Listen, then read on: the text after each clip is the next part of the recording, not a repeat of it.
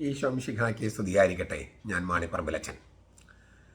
ക്രിസ്തുവർഷം 193 മുതൽ 2011 വരെ റോമ സാമ്രാജ്യത്തിൻ്റെ ചക്രവർത്തിയായിരുന്ന ആളാണ് ലൂച്ചിയൂസ് സെപ്തീമിയൂസ് സെവരുസ്. അദ്ദേഹത്തിൻ്റെ ഭരണകാലത്ത് ക്രിസ്ത്യാനികൾ അതിക്രൂരമായി പീഡിപ്പിക്കപ്പെട്ടു, മർദ്ദിക്കപ്പെട്ടു. ശരിക്കും മതമർദ്ദനം തന്നെ. ഈ സെപ്തിമിയൂസ് സെവരുസ് എന്ന് പറഞ്ഞ ചക്രവർത്തിയുടെ ഭരണകാലത്തുണ്ടായ മതമർദ്ദനത്തിൽ അറസ്റ്റ് വരിച്ച ഒരു വിശുദ്ധനാണ് അബദീരുസ് ഓഫ് അന്റിനോയെ. അബദീരുസ് ഓഫ് അന്റിനോയെ. അലക്സാണ്ട്രിയയിലെ റായിസ് എന്ന വിശുദ്ധൻ്റെ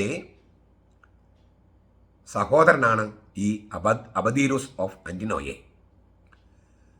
അറസ്റ്റിച്ചതിന് ശേഷം അദ്ദേഹത്തെ കാരാഗ്രഹത്തിലിട്ടു. കാരാഗ്രഹത്തിൽ കിടക്കുന്ന സമയത്ത് പല തരത്തിൽ മർദ്ദിച്ചു. അവസാനം അദ്ദേഹത്തെ വധശിക്ഷയ്ക്ക് വിധേയനാക്കി. ഈജിപ്തിലെ അലക്സാണ്ട്രിയയിലാണ് അദ്ദേഹം ജനിച്ചത്. ഈജിപ്തിലെ തന്നെ അന്റിനോയ എന്ന സ്ഥലത്ത് വെച്ചാണ് അദ്ദേഹം മരിച്ചത് അല്ലെങ്കിൽ കൊല്ലപ്പെട്ടത്. അതുകൊണ്ടാണ് അബദീരുസ് ഓഫ് അന്റിനോയെ എന്ന് അദ്ദേഹം അറിയപ്പെടുന്നത്.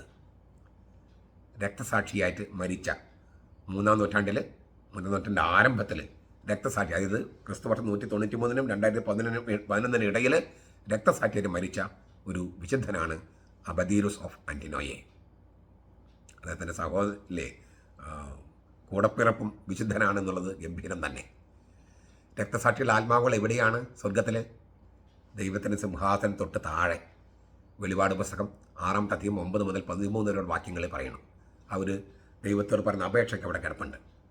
വിശുദ്ധരുടെ ആത്മാവുകൾ ഇല്ലേ, അവരുടെ പ്രാർത്ഥനകൾ, വിശുദ്ധരുടെ പ്രാർത്ഥനകൾ മാലാഖയുടെ കലിക്കുന്ന ധൂപത്തിൽ നിക്ഷേപിക്കുന്ന കാര്യം, വിശുദ്ധരുടെ പ്രാർത്ഥനകൾ സ്വർഗത്തിൽ സിംഹാസനത്തിൽ ഉയരുന്ന കാര്യം വെളിപാട് പുസ്തകം 8-ാമത്തെ അധ്യായം 1 മുതൽ 4 വരെ വാക്യങ്ങളിൽ എഴുതിയിട്ടുണ്ട്.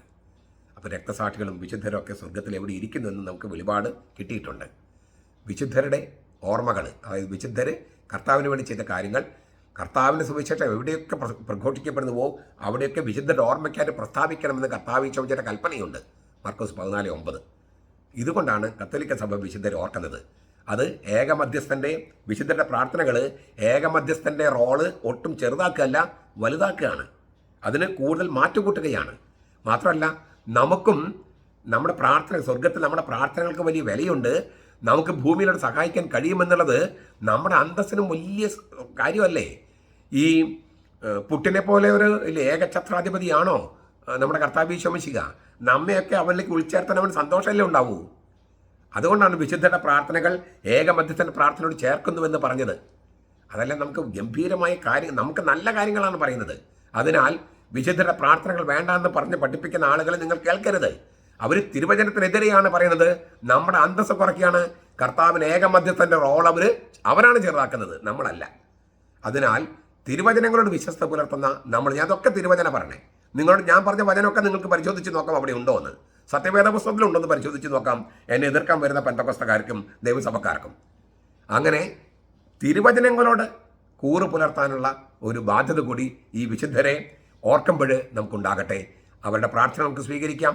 അതുപോലെ അവരുടെ മാതൃക നമുക്ക് സ്വീകരിക്കാം. കർത്താവിന് വേണ്ടി രക്തസാക്ഷിയായിട്ട് മരിക്കാനുള്ള ഒരു മോഹം നമ്മിൽ ഉണ്ടാകാനും അത് അങ്ങനെ രക്തസാക്ഷിയായിട്ട് മരിക്കണമെന്നുള്ള ഒരു പ്രാർത്ഥനയും നമ്മിൽ ഉണ്ടാകട്ടെ. കർത്താവ് നമ്മളെ അനുഗ്രഹിക്കട്ടെ. നമ്മുടെ കർത്താവ് ഈശോ മിശിഹായുടെ കൃപയും പിതാവായ ദൈവത്തിൻ്റെ സ്നേഹവും പരിശുദ്ധാത്മാവിൻ്റെ സഹവാസവും നാം എല്ലാവരോടും കൂടി ഉണ്ടായിരിക്കട്ടെ, ഇപ്പോഴും എപ്പോഴും എന്നേക്കും. ആമേൻ.